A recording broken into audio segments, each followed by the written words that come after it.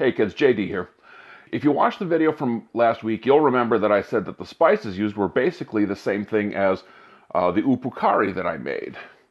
I said maybe we'll try Uppukariing all the things and see what happens. Well, this week we're going to Uppukari one of the things, popcorn.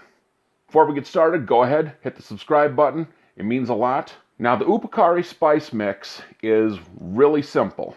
1 teaspoon of salt, 1 teaspoon of pepper, 1 teaspoon of cumin, and 1/4 teaspoon of turmeric. Mix them together. As far as the popcorn goes, using plain popcorn is going to absolutely be the best. You don't want all the salt on it. I melted real unsalted butter and added that to taste.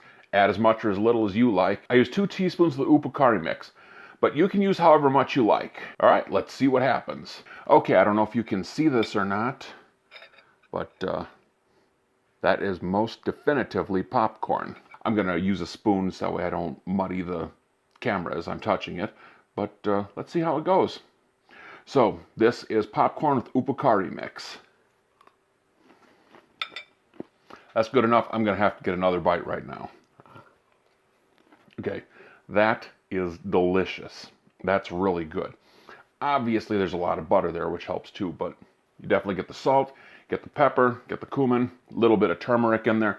Flavors all mix up. So if you're the kind of person that likes popcorn and you definitely 100% like putting mixes on it, or you don't like plain popcorn, I would give this a try. This is just that good. If you like this video, go ahead, hit that subscribe button. Hit me up on social media. We release videos pretty much every Thursday and Friday, so check it out. Sometimes we release 2 on Friday. Can't help that. Leave a like, leave a comment, and we'll see you next time. I'm JD, and I'm out.